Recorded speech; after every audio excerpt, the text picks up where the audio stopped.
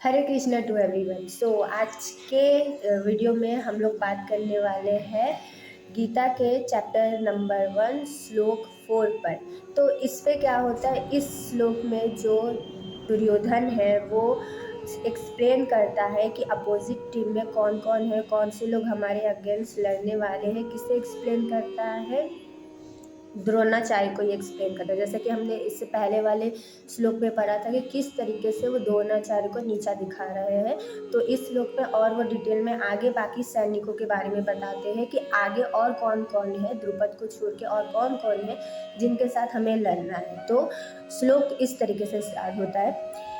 इस सेना में भीम तथा अर्जुन के समान युद्ध करने वाले अनेक वीर धनुधर हैं, यथा महारथी युयुधान, विराट तथा द्रुपद। तो यहाँ पर अगर ध्यान दीजिएगा तो सबसे पहले जो है उन्होंने भीम का नाम लिया। जो दुर्योधन ने सबसे पहले भीम का नाम लिया। आखिर इसका भी एक रीज़न है, वो अर्जुन का नाम पहले ले सकता था क्योंकि सबसे बड़ा धनुर्धर तो वो है, बट वो भीम का नाम लेता है। क्यों? क्योंकि भीम से वो डरता है, भीम से उसकी फटती है। रीज़न क्योंकि अगर आपने महाभारत थोड़ी सी भी देखी है तो आपको पता होगा भीम ने शपथ खाई थी कि वही जो दुर्योधन है, दुर्योधन की जांग को वो तोड़ेगा। क्यों? जब द्रौपदी हरण हो रहा था, चीरहरण उनका हो रहा था द्रौपदी जी का, तब दुर्योधन ने कहा था द्रौपदी को कि तुम मेरी जंगा पर आकर बैठो। और ये चीज़ सुनकर भीम को बहुत ज़्यादा गुस्सा आता है और ये वचन लेते हैं वो कि दुर्योधन, जिस जगह पे तूने बैठने की बात की है उसी जगह को मैं अपने हाथों से तोड़ूंगा। तो ये वचन सुनने के बाद दुर्योधन डर गया था और उसे पता था कि अगर इस युद्ध में कोई है जो उन्हें मारेगा तो वो भीम ही है। इसीलिए सबसे पहले उन्होंने भीम का ही नाम लिया। कहते हैं ना, जिससे ज़्यादा डरते हैं दिमाग में वही इंसान ज़्यादा चलता है। तो इसीलिए उन्होंने सबसे पहले भीम का नाम लिया, उसके बाद उन्होंने अर्जुन का नाम लिया और बाकी सभी सेनानियों का नाम लिया उन्होंने। अगले श्लोक में हम लोग बढ़ेंगे 1.5, जिसमें वो कहते हैं, उनके साथ ही धृष्टकेतु, चेकीनाथ, काशीराज, पुरीजीत, कुंती भोज तथा शैव्य जैसे महान शक्तिशाली योद्धा भी है।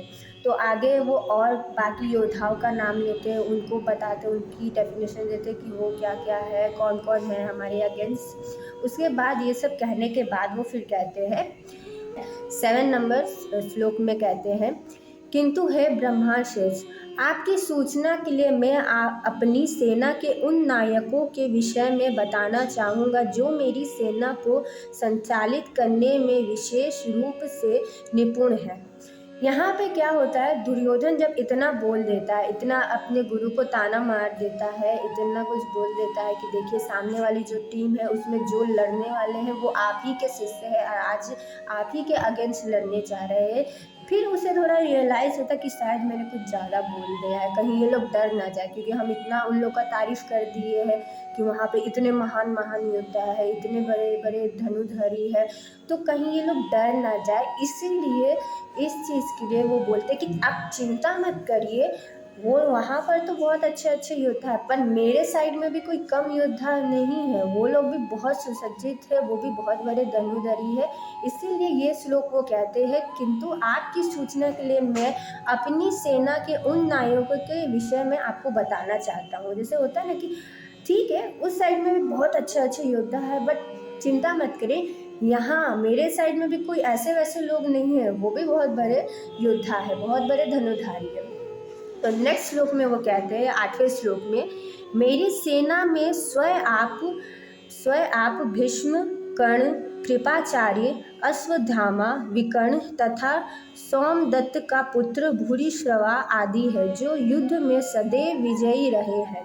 तो यहाँ पर क्या होता है, जो दुर्योधन है मक्खन लगा रहा है। अब वो जानता है कि पहले तो वो बहुत ज़्यादा बोल दिया, मुंहफट की तरह इतना बोल दिया, अपने गुरु को सुना दिया।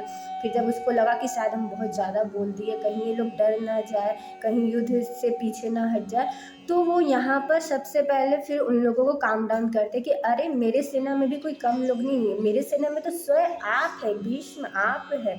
फिर बाकी लोगों के बारे में बोलते, भीष्म के बारे में बोलते हैं, आप है, भीष्म है, कृपाचार्य है, बाकी लोग है, हमारे भी टीम में कम लोग नहीं है। तो यहाँ पर क्या है, वो मक्खन लगा रहे, एक तरीके से उन्हें भीष्म को, कृपाचार्य को, और जो द्रोणाचार्य थे जिनको वो बोल रहे थे, उनको ये सब बताने का ज़रूरत नहीं है, क्योंकि वो लोग बहुत स्मार्ट है। उन लोग को ऑलरेडी ही पता है कि जीत किस साइड की होने वाली है, रिजल्ट क्या होने वाला है। बट जो दुर्योधन है वो तो बेवकूफ़ है, वो तो अपना ही इमेजिनेशन में खोया रहता है। तो वो इन लोगों को मतलब मोटिवेट कर रहा है, जो कि करना नहीं चाहिए, क्योंकि वो उनके गुरु है। गुरु को कभी भी ओवरशाइन नहीं करना चाहिए, हमें कभी गुरु को नहीं सिखाना चाहिए, हमें गुरु से सीखना चाहिए। जब दुर्योधन टेंशन में था तो वो अपने गुरु को बता रहा है कि क्या करना चाहिए क्या नहीं करना चाहिए, देखिए सामने कौन है सामने कौन नहीं है। जबकि जब टेंशन में आप हो तो आपको गुरु से पूछना चाहिए कि गुरु ऐसी स्थिति बन गई, युद्ध होने वाला है, देखिए सामने ऐसे ऐसे योद्धा खड़े हैं, तो आपको क्या लगता है हमें क्या करना चाहिए, कि क्या स्ट्रैटेजी होनी चाहिए। बट नहीं, यहाँ पे उल्टा। ऑफकोर्स दुर्योधन उल्टा बुद्धि वाला इंसान था, तो काम उल्टा ही करेगा। तो वो पहले यहाँ पर उन्हीं को बोलता है कि मेरे सेना में स्वयं आप हैं, जो उनका नाम पहले लेता है मक्खन लगाने के लिए। आप है ना, आपको कौन मतलब हरा सकता है। फिर वो धीरे धीरे बाकी लोगों का नाम लेता है, उन लोगों को भी मोटिवेट करता है कि आप लोग हैं ना, वहाँ पे जितने लोग हैं ठीक है, पर आप हैं मेरे को बचाने के लिए, तो हमें भी डरने का कोई बात नहीं। बट यहाँ पे एक्चुअल मोटिव क्या है, मक्खन लगाया जा रहा है, किस लिए, अपना काम निकालने के लिए। दुर्योधन को युद्ध जीतना है, इसीलिए वो यहाँ पर अपने सभी सैनिकों, अपने सभी गुरुओं को, कृपाचार्यों को, सभी को मक्खन लगा रहा है कि आप भी कम नहीं, आप भी मेरे को पता है मेरे लिए बहुत अच्छे से लड़ेंगे एंड ऑल दिस, वो सब ये सब करता है। तो उसके बाद और क्या होता है वो हम लोग आगे के श्लोक में जानेंगे, और आगे का श्लोक जानने के लिए आपको हमारी आगे की वीडियो देखनी होगी। नेक्स्ट वीडियो जो आएगी उसके लिए आपको हमारे चैनल को सब्सक्राइब करना और नोटिफिकेशन बेल ऑन कर लीजिए, ताकि आपको नोटिफिकेशन आते रहे। सो आपका दिन अच्छा जाए, होप आपको ये वीडियो अच्छी लगी होगी। सो हरे कृष्णा, हरि बोल।